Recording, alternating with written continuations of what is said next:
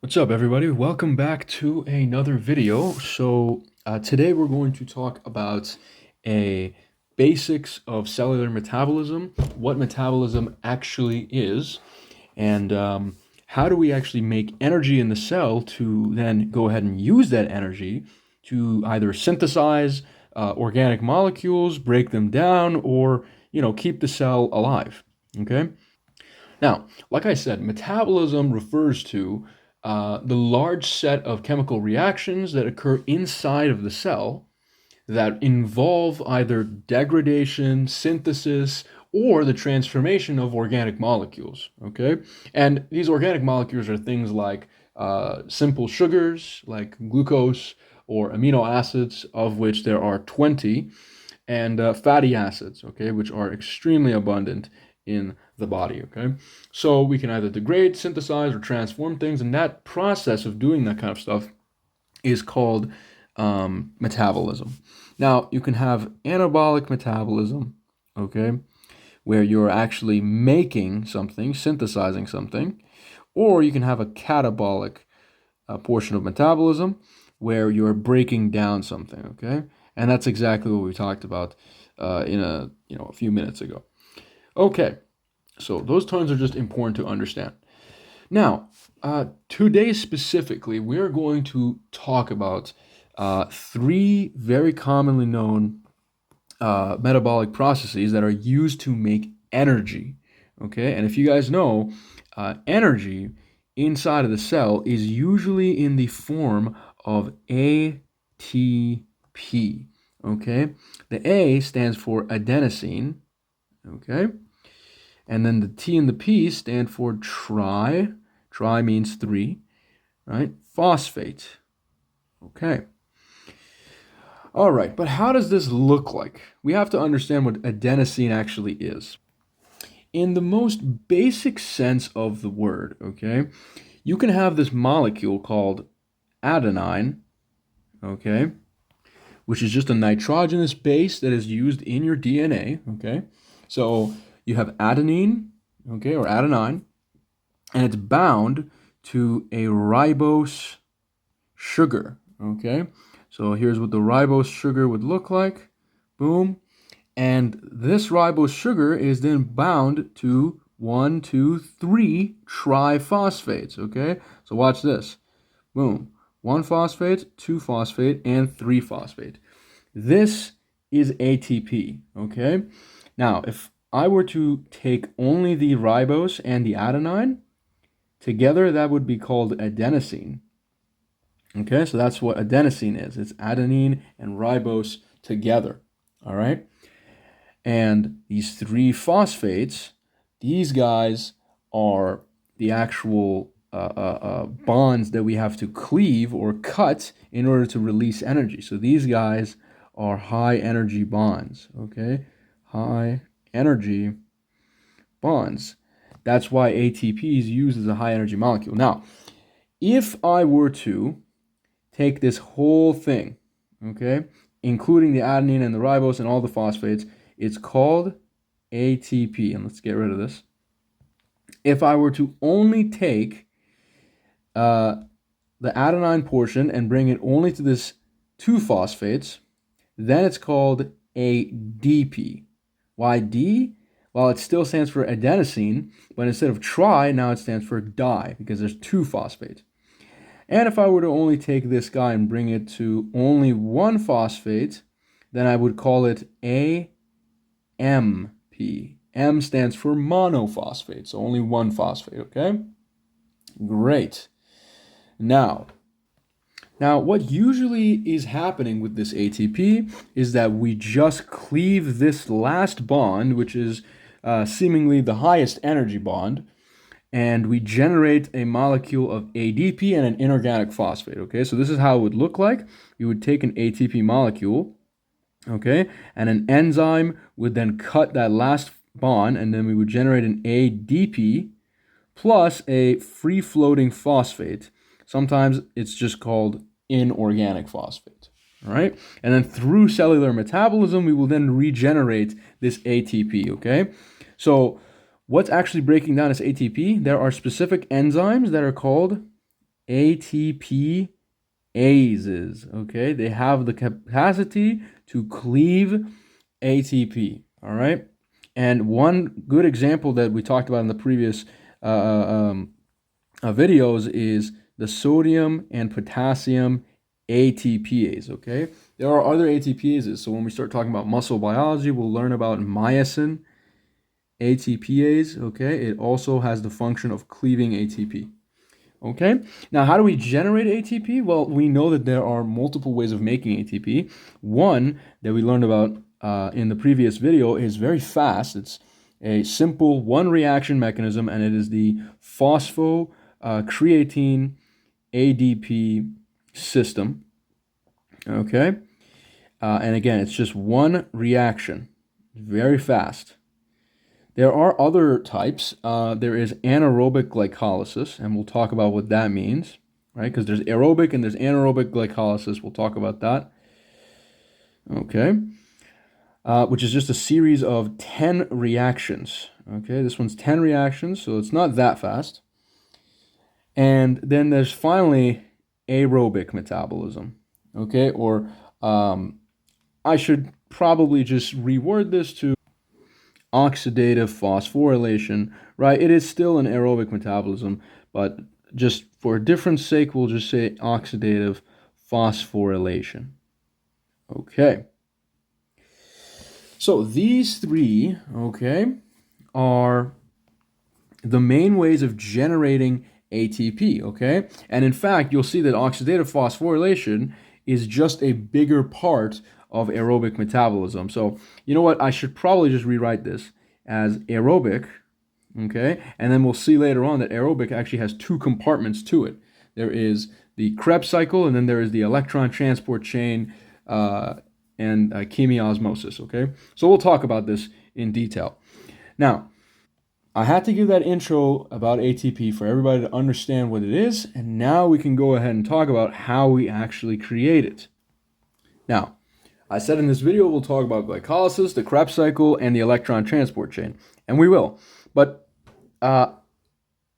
we're going to mainly keep our focus on the tcacycle and the electron transport chain because that's what gives us the most amount of ATP, okay? But just for you to kind of understand, glycolysis refers to the process of breaking down the glucose molecule into two pyruvates, okay? That is the exact process of it, okay? And I can just write this down here for you. It is the process of taking glucose and breaking it down into a pyruvate molecule, specifically two pyruvates, okay? Great. Now, I told you this is a 10-step reaction, and it is. I just didn't show it here, but really, if I wanted to go through it, glucose would have to be turned into glucose 6-phosphate, and that just means that we put a phosphate on the 6th carbon of it. Then we would turn glucose into another sugar called fructose 6-phosphate, okay? And then we would add another phosphate here, and we'll call it fructose 1,6-bisphosphate, okay? We will turn this fructose 1,6-bisphosphate into two things. One is called DHAP, or dihydroxyacetylphosphate, okay? And then the other one is G3P, or GA3P, which is called glyceraldehyde 3-phosphate. These two can interconvert between one another, okay? Sometimes called isomerization. And what ends up happening is that because these two can interconvert between one another, we will actually get two pathways, okay, down, but I'm just going to show one. And this GA3P will then turn into something called 1,3-bisphosphoglycerate. So I should probably just write it as BPG, 1,3-bisphosphoglycerate. This guy will then turn into 3-phosphoglycerate and then 1-phosphoglycerate. And finally, you make this guy called PEP, or PEP, also called phosphoenolpyruvate. And finally, we reach pyruvate. But remember, I told you that we make two of this pyruvate. Why do I make two of this pyruvate? It's because of this step right here.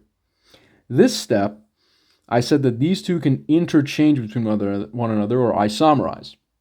But only the GA3P can proceed forward. So what happens to this DHAP, do you think? This DHAP will convert to another GA3P, and it'll go down this path again. So everything that we make here, technically, we make two 1,3-BPG, two 3-phosphoglycerate, two 1-phosphoglycerate, two PEPs, and two pyruvates. Okay, this is glycolysis, guys. Don't worry, you don't have to remember this, okay? However, it is good to understand why we have to get these two pyruvates, all right? And it's also important to understand the number of carbons that we're dealing with, okay?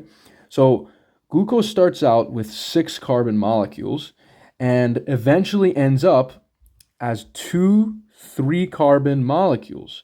So pyruvate is really just glucose split in half, okay? 3 carbons. Great. And this is the steps of glycolysis, guys. Now, I did mention in my previous video that glycolysis and that creatine phosphate pathway take place inside of the cytoplasm, okay, or the cytosol. And we took a look at it right here. So here was that creatine phosphate pathway.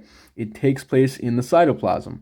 And by the way, because it takes place in the cytoplasm or the cytosol, and it is just taking one phosphate from the ADP and putting it on, taking one phosphate from the creatine and putting it on ADP, it is actually called, this whole thing, sometimes it's referred to as substrate level phosphorylation. Okay?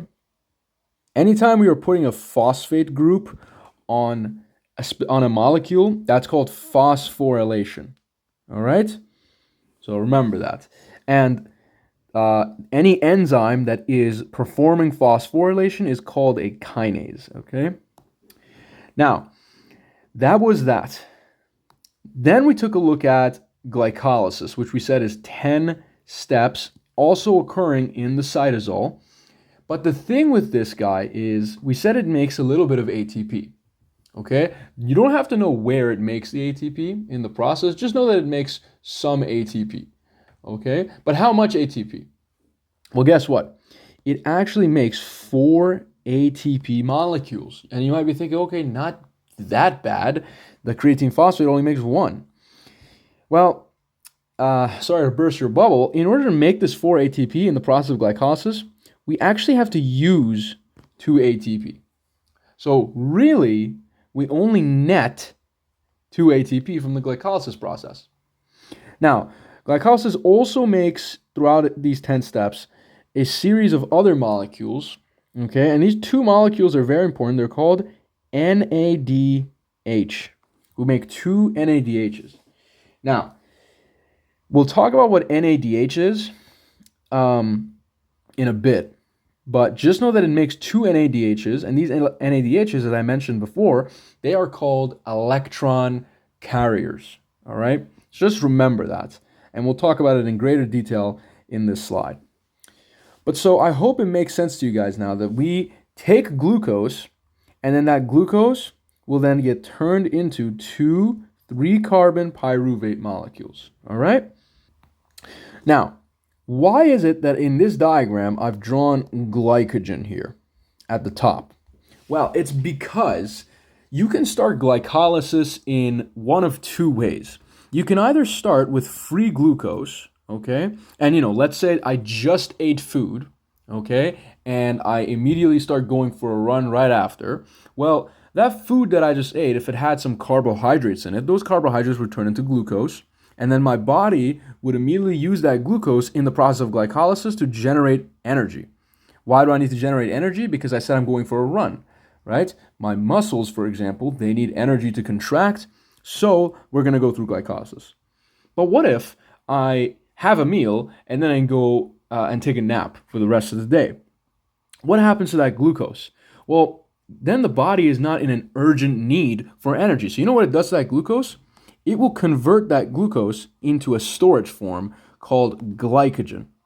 And so this glycogen will just sit inside of the cytosol waiting to be used up. And if you remember in the previous video, I mentioned this. I said that the cytosol contains glycogen granules and fat droplets, which can be accessed for energy later. All right? Now, let's say we wake up from that nap and we want to go for a run after. Okay? Then this glycogen will be broken down into glucose molecules, and then glucose will go through the process of glycolysis and generate two pyruvates. Okay? Great. So I just want to make sure that you guys actually understand that before moving on to the rest of the processes. Okay? Because this is very important to get down. So from here all the way to here, we can call it glycolysis. Okay? So glycolysis. There we go. And you know, the process is in the name. Glyco refers to glycogen or glucose, and lysis, if you remember from the previous video I mentioned, it means to destroy, okay, or to break down. So that is exactly what we're doing. Alrighty. Now, remember that in the process of glycolysis, I told you we generate a couple of things. So let's write it down, because we're going to keep track of our calculations and how much of what we're making here, okay? So we use 4, and let's make this a bit smaller. 4 ATP in total is made, okay? However, 2 ATP is used. So we actually make 2 ATP, we net 2 ATP. But we also generate these electron carrier molecules called NADH. Okay, so 2 NADH is made as well. Okay, that's important to write down. Now, remember, at the start of the video, I said there's 3 ways to make ATP. There's anaerobic glycolysis, then there's aerobic system, and then there is the phosphocreatine pathway. We talked about phosphocreatine pathway. We said that it's substrate level phosphorylation, and it gives us 1 ATP, and it's pretty fast. And it's fast because it's one reaction. Now, let's briefly talk about what the difference is between anaerobic and aerobic respiration. Okay, so anaerobic versus aerobic respiration. Anaerobic respiration typically refers to the presence of no oxygen, okay, no or low oxygen. All right, and aerobic means that there is plenty of oxygen, okay, so there is oxygen, okay. Now, in the scenario where we have anaerobic glycolysis, we cannot go through the aerobic pathway. And the aerobic pathway is just the tcacycle, so the Krebs cycle, and then the electron transport chain, okay? When there is no oxygen, we cannot go through this aerobic pathway. We have to go through the anaerobic system. And we'll talk about in detail why that is, okay? But for now, just trust me that anaerobic means no oxygen, right? A scenario of no oxygen where we're actually having to go through only glycolysis. And aerobic means that there is oxygen, and after glycolysis, we immediately go to the tcacycle, and then we go to the electron transport chain, okay? So that's the difference between the two. Now, what does it actually look like, though? Okay, great question, and let's answer that. This pyruvate molecule that we made, right? In the scenario of no oxygen, so let's write it down here, okay? Anaerobic. Anaerobic. And you know how I remember this? Okay? You want to know how I remember this? I remember it like this. Aero, okay? This portion right here that sounds like air, I like to remember that air means oxygen, right? Or air contains oxygen. So aerobic, there is oxygen. Anaerobic, every time you see an in front of something, it usually just is the opposite of the word. So anaerobic would mean no oxygen, okay? No O2. That's how I remember these, okay? Great. So in an anaerobic situation, the pyruvate cannot continue on to the Krebs cycle or the TCA cycle. Instead, it will be turned into a molecule called lactate or lactic acid, all right? Usually written like this, HLA, okay? So La is the lactate ion, and then H is the hydrogen ion. Okay, so one more time. Process of glycolysis is going from glycogen to pyruvate. However, in an anaerobic scenario, the pyruvate, instead of going on to the Krebs cycle and then the electron transport chain, will turn into this molecule called lactate. And there is a reason for this, okay? There is a reason for this, which we'll talk about. But you need to understand how this guy actually turns into lactate, and it occurs via an enzyme. This enzyme is called lactate dehydrogenase. Okay, there are different types of lactate dehydrogenase, which we won't talk about in this video. But lactate dehydrogenase, you know what it does? It takes this 3-carbon pyruvate, right? And let's write this down here. 3-carbon pyruvate, 3-carbon pyruvate. And it also takes another molecule at the same time called NAD positive and turns it into NADH. Okay, or sorry, other way around. It turns NADH into NAD positive. Okay. This pyruvate molecule plus an NADH will interact with the enzyme lactate dehydrogenase to produce the molecule called lactate and NAD positive. Why did we do this? Why did we do this? Okay, we'll talk. Okay, well, I'll mention this after we finish our discussion with the electron transport chain because this will make more sense to you. But after we generate the lactate usually will just dissociate into protons, okay, or just a hydrogen and a lactate ion, okay? And this lactate ion will, be pushed out of the cell and to be used for other metabolic processes. And fun fact, this lactate ion can actually be used to make glucose in the liver. Okay, so that's anaerobic glycolysis. And guys, remember, anything you do on this side, you have to do on this side, okay? So guess what? This pyruvate molecule, it will also be turned to lactate, and then the lactate will dissociate into hydrogen and a lactate ion, okay? And the enzyme that catalyzes the conversion of pyruvates to lactate is called lactate dehydrogenase, and it uses this molecule called NADH into NAD positive. Great. That's great. Okay. Now, what about in an aerobic scenario? Okay, what happens in the aerobic scenario? What is the fate of pyruvate? Well, this 3-carbon pyruvate will have to remove a carbon from itself. And how does it do this? Well, the carbon that gets removed from this pyruvate will get removed in the form of CO2. Okay, remember C stands for carbon, right? So that's a carbon removed, and it will be removed in the form of CO2. Anytime you are removing a carbon from a molecule, that is called decarboxylation. Decarboxylation. So remember, anytime you put a phosphate group on a molecule, that's called phosphorylation. When I remove a carbon molecule, that's called decarboxylation. Okay? Great. Now, in this process, okay, we are going to turn this pyruvate molecule into a molecule that's now going to be called acetyl coenzyme A, okay, or acetyl-CoA. Where did this CoA come from? Great question. It had to be added into the reaction, okay? And in fact, the coenzyme A is a derivative of vitamin B5, okay? Anyways, that's where the CoA came from. But that's not it. In this same process where pyruvate is getting turned into acetyl-CoA, we generate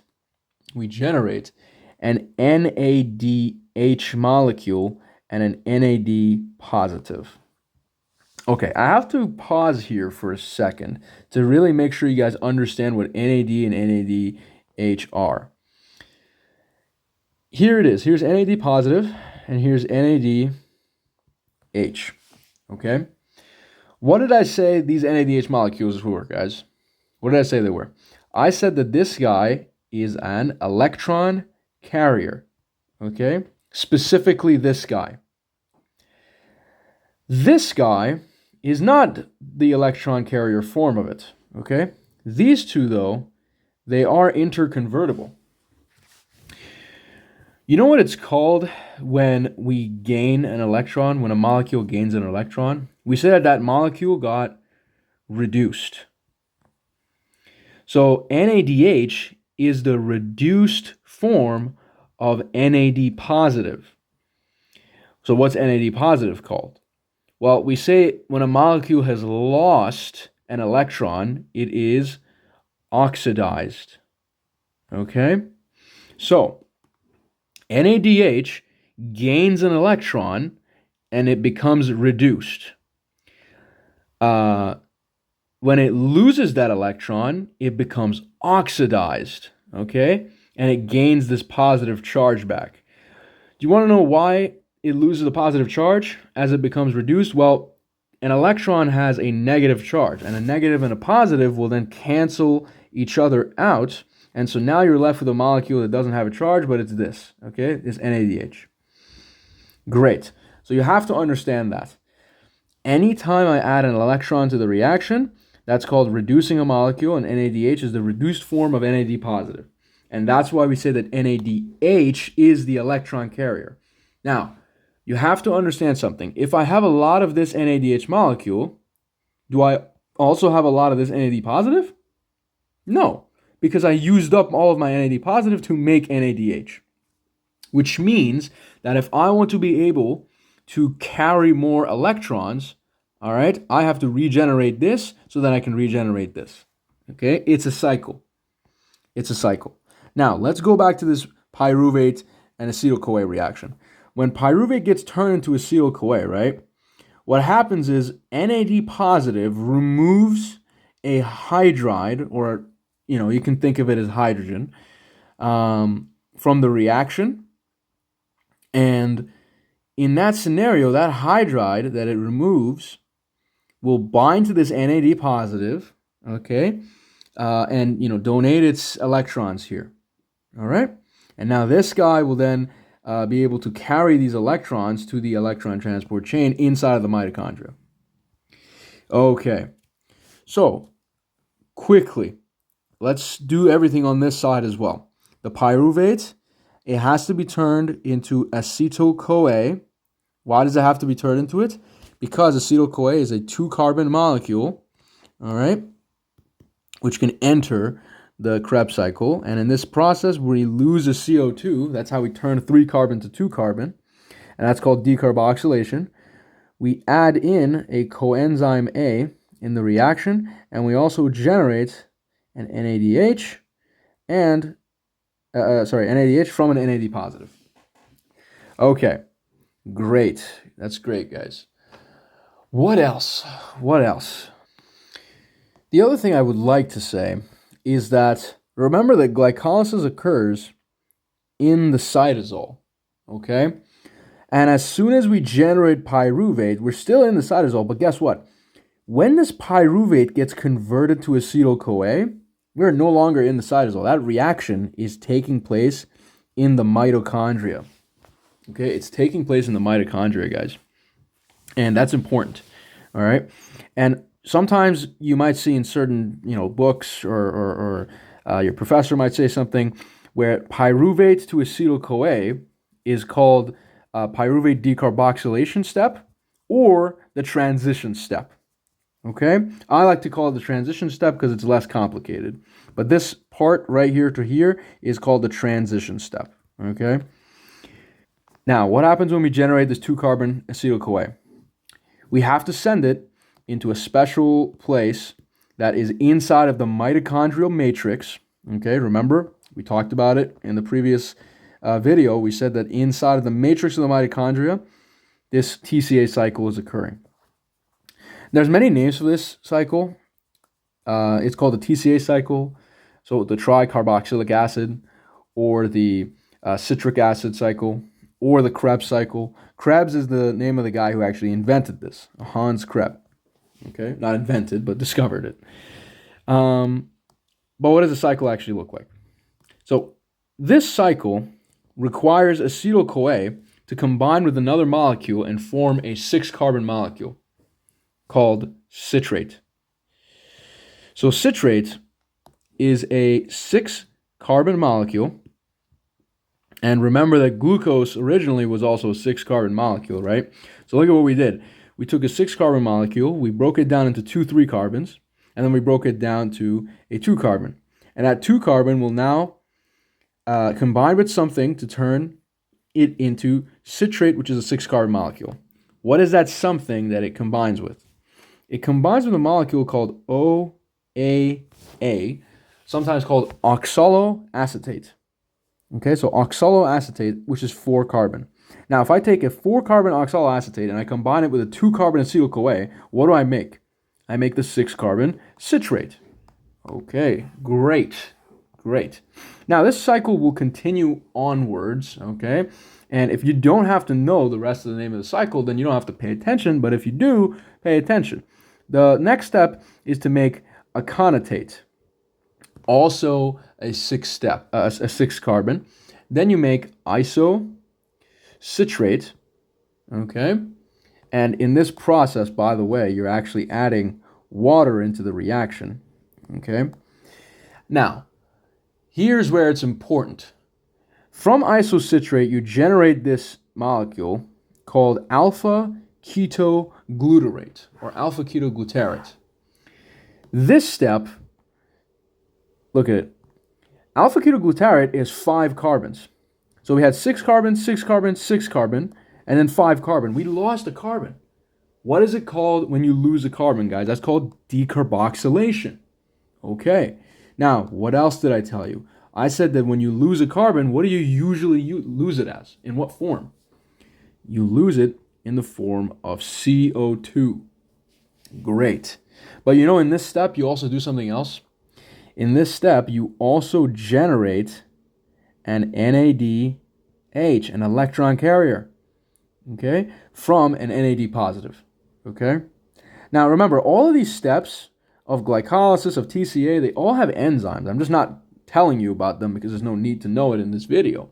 But, you know, in future biochemistry videos, I will go in extreme depth into the enzymes, the regulations of these cycles, and much, much more, okay? So, let's get back to our cycle. We have the alpha-ketoglutarate, which now has 5 carbons, but guess what? At the end of the cycle, I have a molecule called oxaloacetate that is 4 carbons. So I still have to remove a carbon from this alpha-ketoglutarate to finish the cycle. And I will. I will remove a carbon in the form of CO2, so I will go through a decarboxylation. And in this step as well, I generate NADH from NAD positive. Now, I want to point something out to you, that it is only a coincidence that in the same step where I'm making CO2, I'm making NADH. Same thing here. These two are not necessarily coupled to one another, okay? You can make NADH without making CO2, and you can make CO2 without making NADH. It just happens that this occurs here, okay? All right. So if I do all of this, what's the next molecule I'm going to get? I'm going to get something called succinyl-CoA. All right, succinyl-CoA. And that means that, by the way, a coenzyme A must have been added into the reaction here, okay? Because we got coenzyme A. All right. Now, from this succinyl-CoA, I make a molecule called succinate, okay?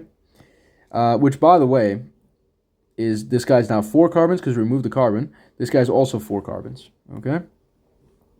And something interesting for you to note is that here, we actually make a molecule called GTP. Okay, we make GTP. It's very similar to ATP, but instead of having that sugar base, instead of having that nitrogenous base of adenine, it actually has it as guanine. And so this would be read as guanosine triphosphate. And you know what's funny? This guanosine triphosphate can actually turn into ATP, okay? So this is the reaction that would occur. The GTP would interact with nearby ADP molecules, and it would then turn into an ATP molecule plus a GDP, okay?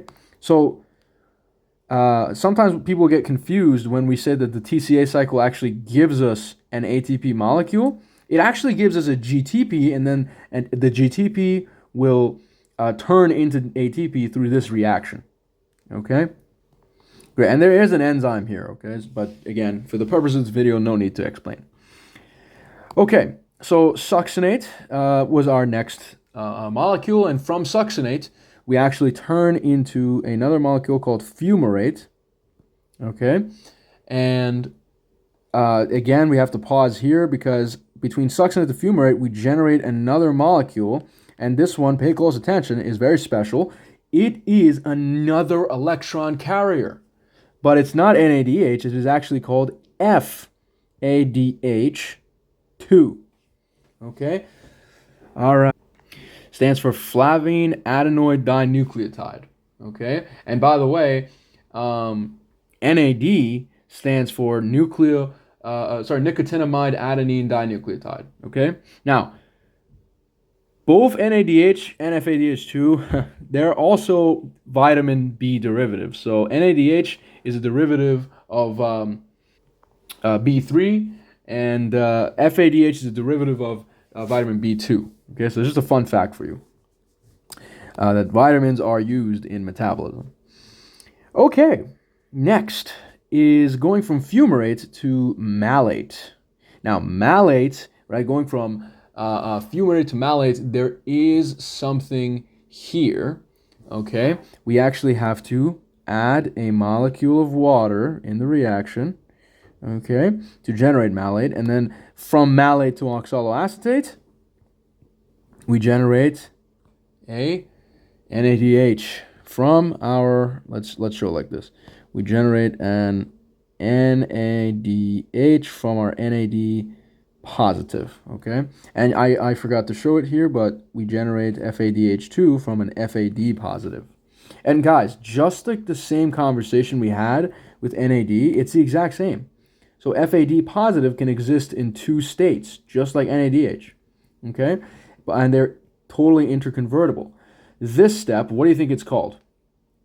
If you're saying it's the reduced step, then pat yourself on the back. It absolutely is the reduced step, right? Because this is the guy that's carrying electrons in the form of this guy, okay? And this step is the oxidized form, okay? Because it's not carrying electrons, all right? Great, great, great. Awesome. So now we've kind of completed this TCA cycle and we regenerated our oxaloacetate molecule. This oxaloacetate molecule will then combine with another incoming acetyl-CoA to generate citrate, and then we go through the whole thing again. You might be thinking, what is the point of this entire reaction?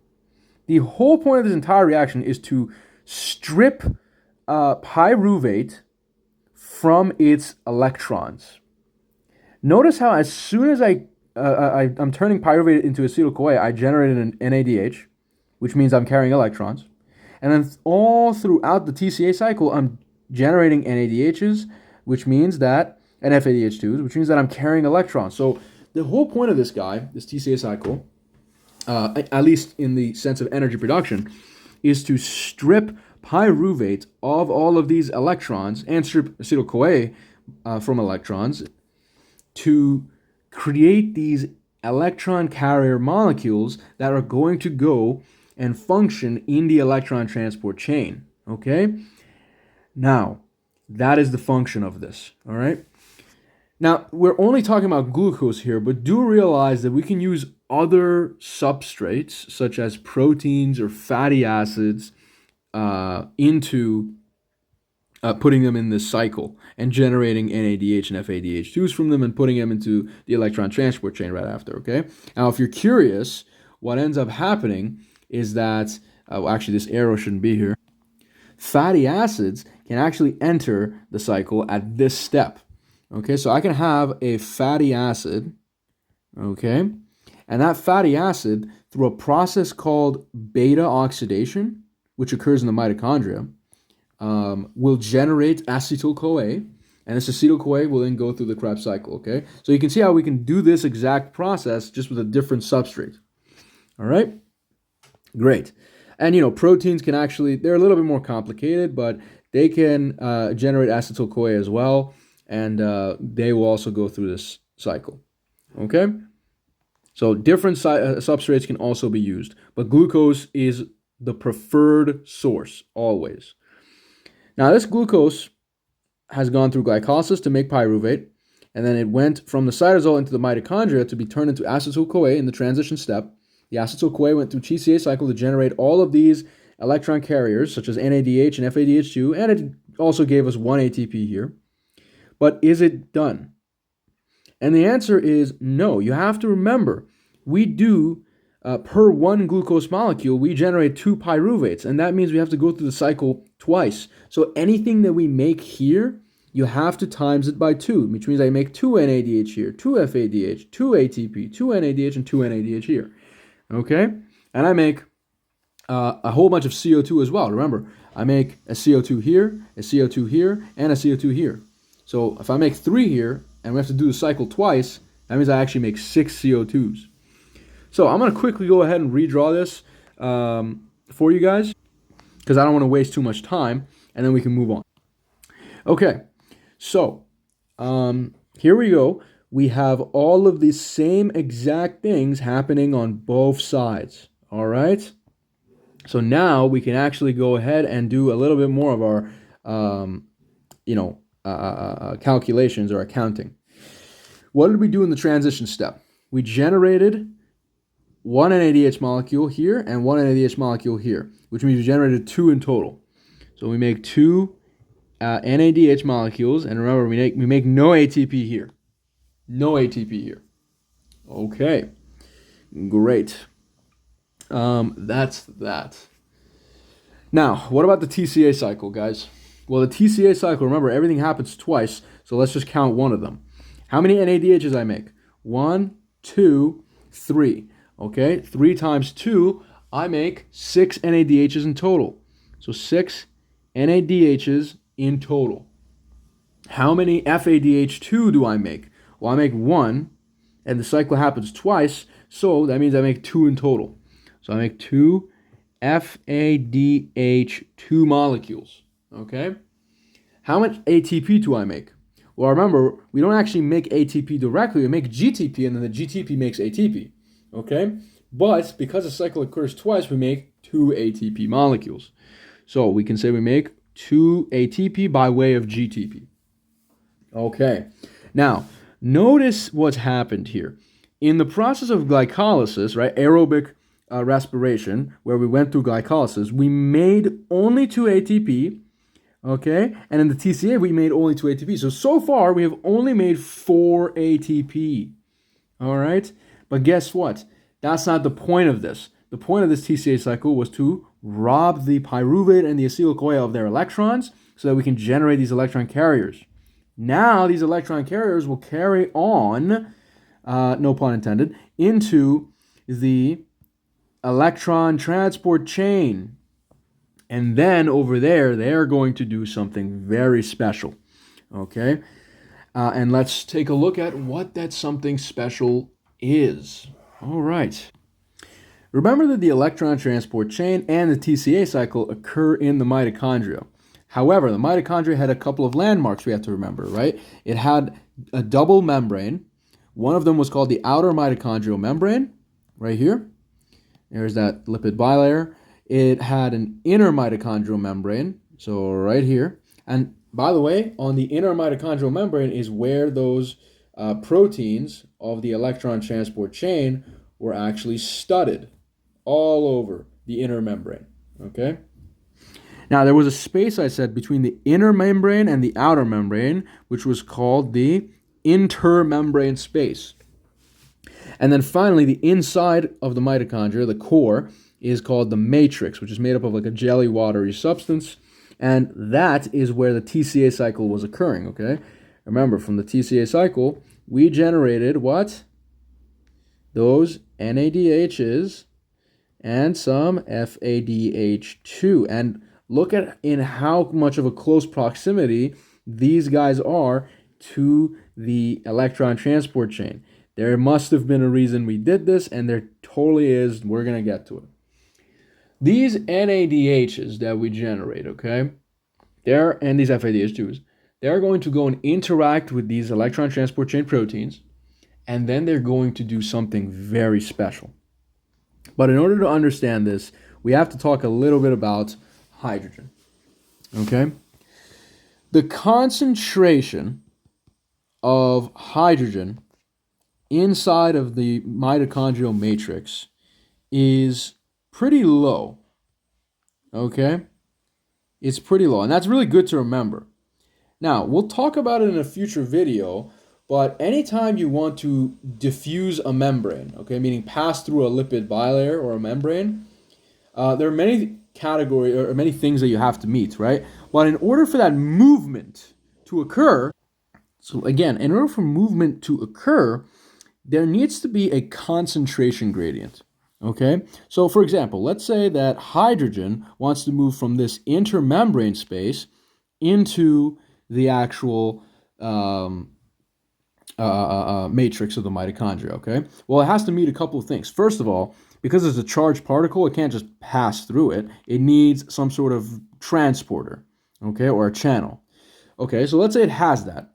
If it has that channel, it needs to get through a force. Some sort of force has to be pushing it to go through. And that force is the concentration gradient. That means that the concentration of protons here have to be higher than the concentration of protons in the matrix. That way, things would naturally go from an area of high concentration to an area of low concentration. That's how things like to normally move passively, no energy required. Okay? This is important for our discussion here. Just remember for now that the concentration of protons is low in the matrix of the mitochondria. Okay, let's talk about what's going to happen. When we generate this NADH2 from the tcacycle, right, and we generate quite a lot of it, and we generate NADH in the glycolysis step, all of those NADHs, right, will eventually find their way inside of the matrix of the mitochondria, right? They will either get there or they will have been produced here. And they will travel and they will come close to this complex 1.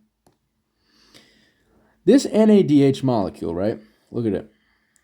It will come here and interact with this complex 1. You know what's funny? This complex 1 is not just a whole bunch of random proteins, okay? Well, first of all, it is actually 44 proteins, all right? So that's one thing, 44 proteins, and it is an enzyme. It's an enzyme, okay? And if you're curious, the name of it is actually called NADH dehydrogenase. It basically just takes NADH and dehydrogenase, it takes a hydrogen away from it, and if you look at it, it will then recreate it into NAD+. So remember, it goes from a reduced to an oxidized state, which means something must have happened to the electrons, right? Because we said anytime you have a molecule that has electrons, has gained electrons, is called reduced, and molecule that has no excess electrons is called oxidized, okay? That means the electrons somehow, somewhere, were taken. And you'd be absolutely right. There was 2 electrons taken in this process of turning NADH to NAD, okay? And this electron will move through this complex 1, okay?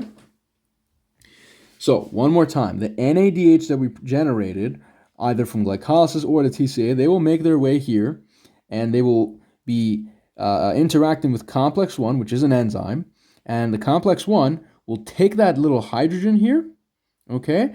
And this hydrogen, if you're truly curious, okay, normally atomic hydrogen just has 1 electron, okay? But this is not a regular hydrogen. This is called a hydride, which just means that it has 2 electrons, all right? And what this complex 1 does is that it actually separates these two. It takes the 2 electrons, all right, and it makes the hydrogen just have 1 positive charge and no electrons. That's why we call it a proton, okay? So now what happens is, now we have just 2 electrons coursing or passing through this complex 1. And you know electrons, right, they have an energy to them, right? And when they pass through this complex 1, they actually increase the energy of this complex 1. And harnessing that energy, complex 1 pumps this proton that it's separated from those two electrons, right? Because this is what it does. It takes these guys and it lets them pass through, and it grabs that proton and pumps it out. Pumps it where? From the matrix to the intermembrane space. Okay? And remember, it did that using energy, because some people are thinking, hey, you told me that hydrogen is in low concentration here, and things like to go from an area of high concentration to low. So how come this guy did that? Well, it did that with the use of these electrons passing through it, okay? It used this kind of energy. Alrighty. That's important to understand. All right, guys? So now we have a hydrogen pumped out here. What happens to the rest of these electrons? Well, I'll tell you in a second. Well, first we got to talk about FADH2. This FADH2 will also travel, and it will come right over here. It'll interact with complex number 2, and it will turn into FAD positive, which means what must have happened, guys? I'll tell you what must have happened. This complex took that hydrogen, okay, or that hydride, if you want to be accurate, and it took its 2 electrons, all right, and now that 2 electrons is passing through this complex 2, and guess what? It cleaved that electron from the hydride, okay? And now there's just this hydrogen that's now just kind of sitting here. But here's the question. Does this guy actually pump this hydrogen out, or does it not? Some of you might be saying yes, and I would completely understand why you're saying this. However, take a look at this. This guy, this protein, spans the membrane, okay? Which means that it goes throughout the entire length of the membrane. This protein is only spanning this much, not the entire way. Therefore, it cannot pump any protons out because it's not going all the way through. So that proton just remains inside of the matrix. Okay, this will be important when we talk about ATP generation later. Now, the other thing is, okay, I have 2 electrons here, I have 2 electrons here. How do they actually go throughout this, the rest of this cycle, or the rest of this chain, right? Because the name of this thing is called, the name of this entire process from complex 1 to complex 4 is called the Electron Transport chain. That's why we needed electron carriers to pick up electrons from the tcacycle, bring them to the electron transport chain, and we're going to shuttle these electrons. Okay, what happens? You have this molecule that is sitting inside of the actual membrane, okay? And this molecule is a lipid-soluble molecule, okay? It's not a protein, it's an organic lipid-soluble molecule, all right? It's called CoQ, coenzyme Q. That's what it stands for. It's a coenzyme Q, all right? Or sometimes you might see it be written as ubiquinone, all right? Ubiquinone. What this coenzyme Q does, right? It can freely move throughout this lipid bilayer in the inner membrane. It comes over here, right? It picks up the electrons from complex 1, and then it comes back here and it picks up the electrons from complex 2, all right? And it will deliver them to complex 3. See that? So coenzyme Q picked up the electrons from complex 1, picked up the electrons from complex 2, and delivered them to complex 3. That's great. All right, so now you can see how the electrons are being transported in this chain. All right. Now, as soon as these electrons get transported here, okay, they are going to bring up the energy levels of this complex 3, right? And this complex 3 will just take any protons that are inside of the matrix at the time and pump them out here, okay? Because its energy levels increased with the passing of these electrons through it, okay? So, So far, we've pumped hydrogens in 2 locations. One is complex 1, and that was because of the NADH. The other one is a complex 3, and that's just because the electrons made this guy's energy state super high, and so he just grabs protons from the matrix and pumps them out into the intermembrane space. Great. The other thing is there is a molecule here, and you know what? Let's do it in black. It's called Cyt-C, or cytochrome C. This cytochrome C, it is a protein, okay? And it is closely associated with this membrane here, okay? It is actually just residing within the intermembrane space itself. But what it does is that it picks up the electrons from complex 3, okay? And it passes them on to complex 4. And you guys know the deal. Complex 4, as these electrons are passing through it, it becomes excited, and it will in turn pump protons outside to this intermembrane space. So you notice what we're doing here? Complex 1, complex 3, and complex 4. Because they span the membrane, they have the ability to pump these protons out when the electrons pass through them. And you know what they're doing?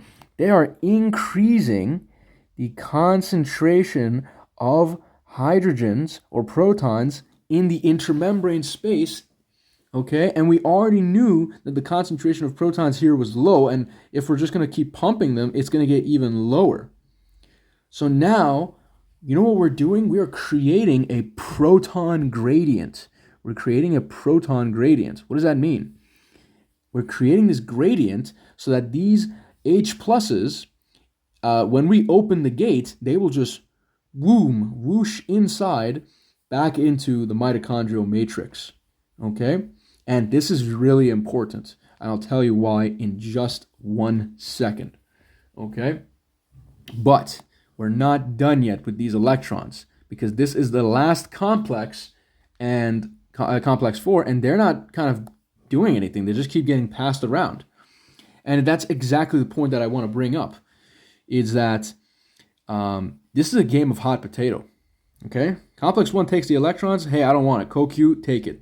Complex 2 takes it. Oh, you know what? I don't want it. CoQ, you take it. CoQ takes it, gives it to complex 3. Complex 3, man, I don't want it. Cytochrome C, you take it. Cytochrome C takes it. Hey, I don't want these. You take it. Complex 4. And then complex 4 takes it, and he's like, okay, well, listen, I don't want it, but I know somebody who actually does want it. And that somebody is a molecule of oxygen, okay? Look at it. This molecule of oxygen is just sitting over here, okay? And this molecule of oxygen, guys, look at what's going to happen to it, okay? You know how I said there's protons inside of the actual matrix? Well, guess what? Some of those protons are just kind of in this area, right? In fact, 4 of them. They will be here, right? And the oxygen will be here. And this complex 4 will direct these electrons right here. It'll tell these electrons, hey, you guys need to come here, okay? And remember, this was 2 electrons here, 2 electrons here. These electrons will then combine with this hydrogen and this oxygen here, but specifically the electrons will attach to oxygen, okay? They will bind to oxygen, and from this reaction, we actually generate water, 2 water molecules, okay? And this, you would see that this is a balanced chemical reaction, right? 2 H2s times 2, that's 4 hydrogens, okay? Alrighty, guys. Alrighty, so we make oxygen out of this, okay? Water out of this reaction. Now, why did I put oxygen in this special color here? Because in the electron transport chain, we know that there's this kind of game of hot potato occurring with the electrons, but oxygen is designated as the final electron acceptor, meaning that if oxygen doesn't accept this electron, what happens? The entire chain kind of starts backing up, all right? And if this chain backs up, guess what? We can't go through this electron transport chain, and guess what? we're not going to regenerate these NAD positives. Because remember, the only way these NADHs are turning back into NAD positive is by interacting with these complexes. And if the chain starts backing up, because there's no oxygen at the end to accept those electrons, what happens? We can't generate this NADH and FADH2, right? And if we can't generate this, can this TCA cycle continue? No. The TCA cycle needed these guys in its reactions. So if we're not regenerating this, right, or this, then we can't continue with the TCA cycle. This is what I meant at the start of the video when I said anaerobic refers to the presence of no oxygen. That is why we have to go through this anaerobic glycolysis to make lactate. You want to know why? Because we have an excess of NADH building up with no complexes to accept it, all right, and regenerate this NAD positive. We have to come back here. This NADH will interact with the pyruvate and make lactate, but in the process, look at it, we regenerated this NAD positive. We regenerated NAD positive. And if this guy is regenerated, then he can go back and participate in either the TCA cycle reactions or in the reactions of glycolysis. Because if you remember, in glycolysis, we said we make NADH as well. Okay? So you can see how these NADH and FADH2s are extremely important. And the lack of oxygen, right, means that we can't regenerate them throughout this cycle, which means we have to go and switch to anaerobic glycolysis to regenerate them so that we can use them in glycolysis to make NADH again. Okay? That is why we're doing this. All of this stuff is all connected. All right? Now, you might be thinking to yourself, hey, wasn't the whole point of this video to talk about how we make energy? And you told me that we've only made 4 ATP so far. And you'd be absolutely correct. We have. That's why I want to tell you what actually happens now. All of these protons that we kept pumping out here, okay? Their concentration here is now higher than what it is out there. So guess what? These guys, they're all going to come down here. Right over here, okay? And this big dude over here with this weird shape is called ATP synthase. Sometimes you might see it be called complex 5, okay, of the electron transport chain. But ATP synthase, it has this portion where the hydrogen ions can actually pass through, or at least pluses at this point, right? Because you know what? We've taken away their electrons completely, like I said before, so now they're just pretty much just protons. But these pluses, they are all kind of wrapping around this area, okay? And they will go and flood through this gate and exit out on the other side, okay? Following their concentration gradient from high to low, okay? And guess what? When they come out over here, you know what actually ends up happening? You know what ends up happening? So let's show it like this. When these hydrogens are coming in, okay, the ATP synthase has a very special mechanism where it uses the passing of these hydrogens through it to mechanically couple ADP and an inorganic phosphate together and produce ATP. Okay? Beautiful. So one more time, just to kind of review. We go through the TCA cycle, right, and we generate NADHs and FADH2s. They go through and interact with complex 1 and complex 2 respectively, right? Complex 1 will take that hydrogen and pump it out, okay? Whereas complex 2, because it doesn't span through the membrane, it cannot pump any hydrogens. However, both of these guys will be carrying electrons, which they pass off to CoQ.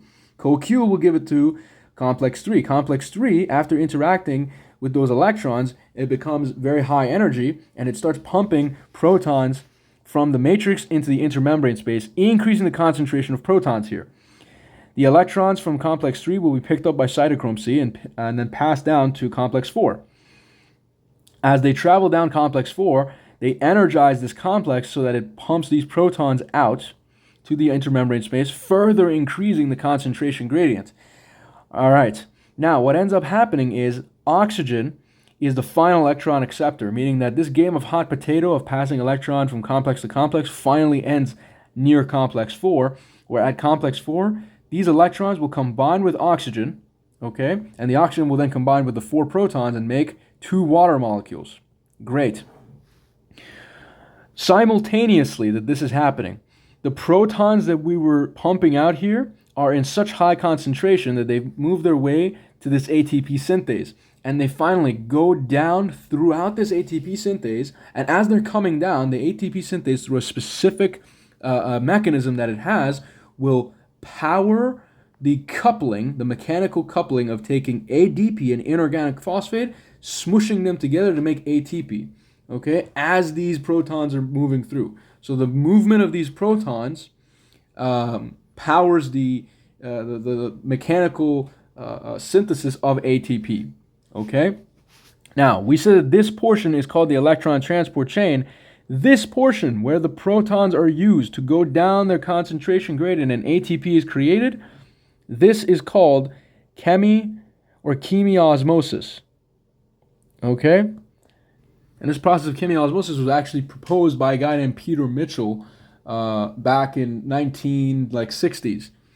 But either way, the process of chemiosmosis and electron transport chain together are called the oxidative phosphorylation. Remember, we had substrate phosphorylation, which was just, for example, the creatine kinase reaction, but this is oxidative phosphorylation because we use oxygen, okay, as a final electron acceptor, and we have to phosphorylate the ADP to make ATP, thus called oxidative phosphorylation, okay? Guys, that is the electron transport chain. That is aerobic metabolism, okay? Aerobic metabolism goes through glycolysis all the way to the tcacycle, then it goes to the electron transport chain, okay, to make us a whole boatload of ATP. And if you're curious, it actually makes about 28 ATP molecules, all right? We're not done yet. We have to do our final calculation. And, you know, if for curiosity's sake you want to know, it takes usually about 3 to 4 hydrogen ions passing through this actual ATP synthase to make 1 molecule of ATP, okay? It takes about 3 to 4 of these guys to make 1 ATP, which tells you how much we had to have actually made. Alrighty, now let's do our final mathematics. We know that we made 6 NADH here and 2 FADH2s, okay? And we had 2 NADH here as well and 2 NADH. So in total, if I add up my NADHs, I had 6 plus 2 plus 2. That is 10 NADH molecules and 2 FADH2. Now, from this, I have to figure out how can I calculate that, how many ATP these guys give me. Well, on average, we say that NADH, guys, can provide me with either 2 or 3 ATP molecules. So 1 NADH can give me either 2 or 3. So we take the average and we say 2.5. On average, we say that FADH2 can give me 1 to 2 ATP molecules. So we take the average and we say 1.5. Okay? Now, if I do the math on this, okay, I will end up getting, let's do it, 10 NADH times 2.5 ATP gets me 25 ATP, okay, and 2 FADH times 1.5 gets me 3 ATP. And if I add these two together, from the electron transport chain alone, I get 28 ATP molecules. Okay, now if you're curious as to why there is a kind of range of ATP molecules that NADH and FADH can give us, it's solely to do with the fact that there are certain leakages that can happen of protons, and that kind of robs away from the ATP that we can generate. And if you're wondering why FADH2 generates less ATP than NADH, it is actually because no proton is pumped when FADH2 contributes to complex 2. But when NADH contributes, a proton is pumped. And remember, protons are the ones that drive the creation of this ATP. So if one less proton is pumped here, then of course the FADH2 would yield less ATP molecules. Now, if we add up all of our ATP molecules, 28 from electron transport chain, 2 from the tcacycle by way of GTP, and we netted 2 from glycolysis, that means we generate 32 ATP molecules in total. Okay, beautiful. Guys, this has been a very, very, very long video. Okay, apologize for that, but we covered a lot. And guys, if you truly learned something from this video, if it helps you, if you understand it better than you did before, then I would truly appreciate it if you like the video, if you comment, and if you subscribe. It really does mean a lot. Okay, I will see you guys in the next video, and thank you so much for watching.